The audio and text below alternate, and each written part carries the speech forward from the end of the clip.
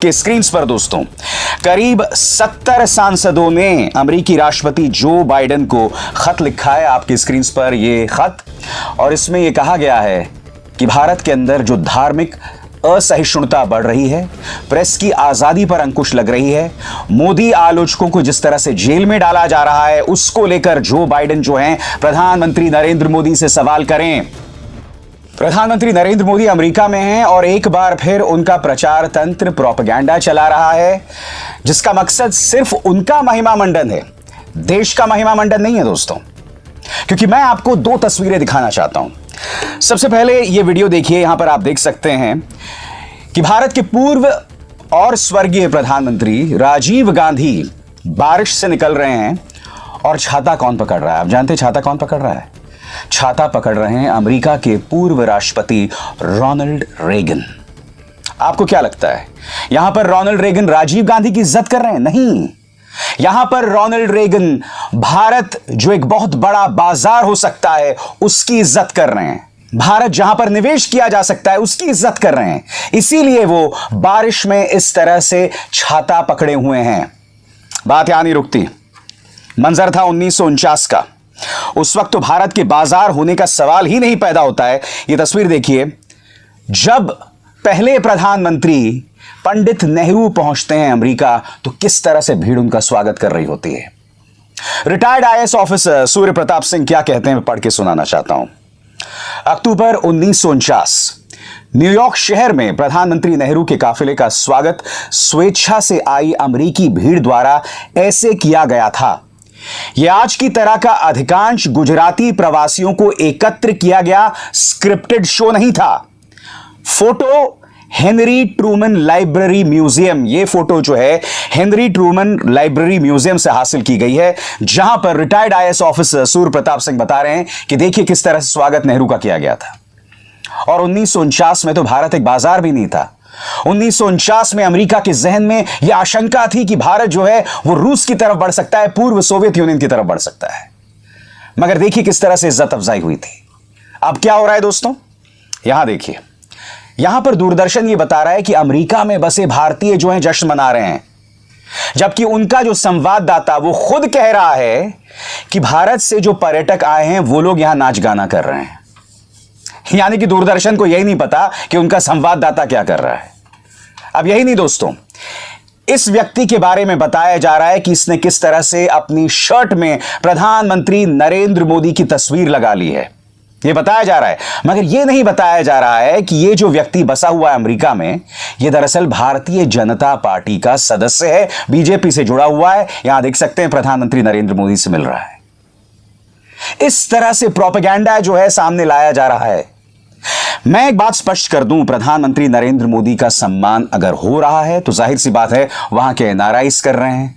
Bharatiya Janata party का जो प्रचार है वो पहले से कहीं ज्यादा मजबूत है। ये वो लोग हैं जो प्रधानमंत्री का सम्मान कर रहे हैं, और उसके जरिए यह बतलाया जा रहा है कि देखिए दुनिया भर में या अमेरिका में मोदी मोदी हो रहा है। अमेरिका में मोदी मोदी हो रहा होता ना तो अगली चीज नहीं होती जो मैं आपको बतलाने वाला हूं। जी हां, वो खबर जो गोदी मीडिया आपको नहीं बताएगा। आपके स्क्रीन पर दोस्तों करीब 70 सांसदों ने अमेरिकी राष्ट्रपति जो बाइडेन को खत लिखा है। आपके स्क्रीन पर यह खत, और इसमें यह कहा गया है कि भारत के अंदर जो धार्मिक असहिष्णुता बढ़ रही है, प्रेस की आजादी पर अंकुश लग रही है, मोदी आलोचकों को जिस तरह से जेल में डाला जा रहा है, उसको लेकर जो बाइडेन जो हैं प्रधानमंत्री नरेंद्र मोदी से सवाल करें। एक एक करके वो बिंदु मैं आपके सामने उठा रहा हूं जो इस खत में उठाए गए हैं। अंग्रेजी में मैं उसका हिंदी में अनुवाद करता चलूंगा। Troubling signs in India towards shrinking of political space, rise of religious intolerance, the targeting of civil society organizations and journalists, and growing restrictions on press freedoms and internet access। पहली बात कि भारत में जिस तरह से प्रेस की आजादी पर अंकुश है, इंटरनेट गाहे बगाहे बंद कर दिया जाता है। इसके अलावा सिविल सोसाइटी पर जो सामाजिक कार्यकर्ताओं को लगातार जेल में बंद किया गया है, पहला मुद्दा यह उठाया गया दोस्तों। दूसरा मुद्दा आपके स्क्रीन पर, international religious freedoms in India details the worrisome increase of religious intolerance towards minorities and religious motivated violence by some private and state actors। अल्पसंख्यकों के खिलाफ कुछ प्राइवेट और कुछ सरकारी लोग जो हैं वो हिंसा कर रहे हैं। इन 70 सांसदों ने जो बाइडेन को यह कहा है। तीसरी बात यह भी कहा गया है इसमें, तीसरी बात में, कि भारत जो है वो अपने स्वतंत्र प्रेस की वजह से जाना जाता है, मगर धीरे धीरे प्रेस की आजादी में भारत जो है वो लगातार नीचे खिसक रहा है, लगातार नीचे खिसक रहा है। इसको लेकर भी उन्होंने अपनी चिंता जाहिर की है। चौथी बात, we share a special bond through moral leaders who shaped our histories. यहां पर क्या कहा गया मैं आपको बताता हूं। यह कहा गया है कि भारत के साथ जो हमारा रिश्ता है ना, उनके महान नेताओं के जरिए रहा है, यानी कि महात्मा गांधी, पंडित नेहरू। इस खत में यह भी कहा गया है कि मार्टिन लूथर किंग, जो कि एक ब्लैक राइट्स एक्टिविस्ट थे जिन्हें गोली मार दी गई थी अमेरिका में, मार्टिन लूथर किंग कहीं ना कहीं किसे अपना नेता मानते थे, किसे अपना आदर्श मानते थे? गांधी को अपना आदर्श मानते थे।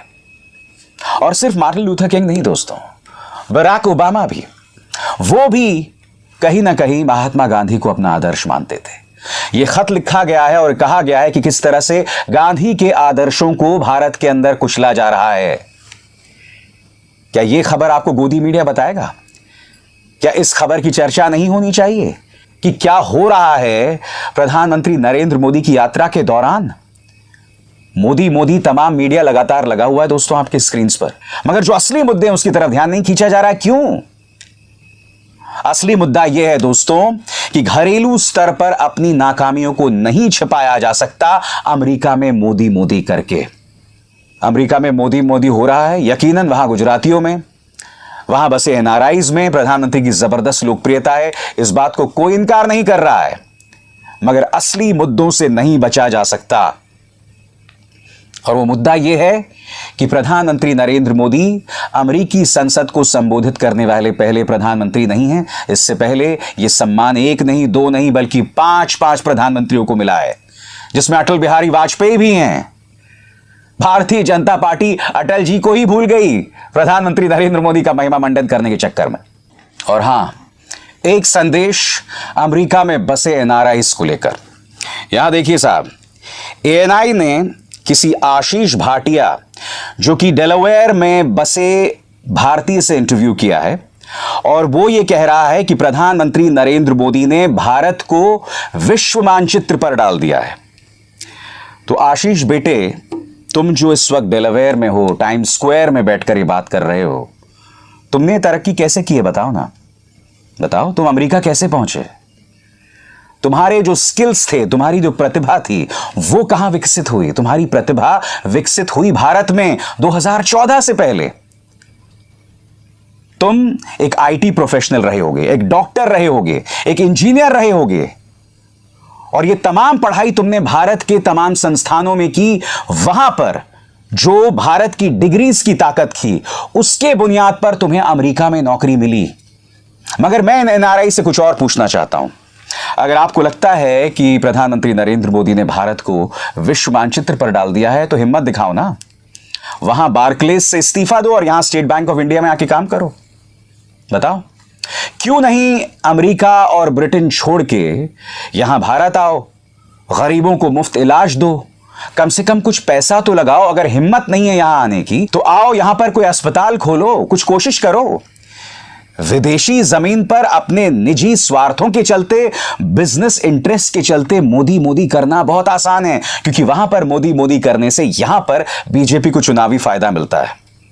मगर आओ, भारत में निवेश करो, अपनी नौकरियां छोड़ो, वहां पर भारत में आकर काम करो। है हिम्मत? हिम्मत नहीं है तुम में, तुम्हें बस मोदी मोदी करना है और आसान रास्ता ढूंढना है।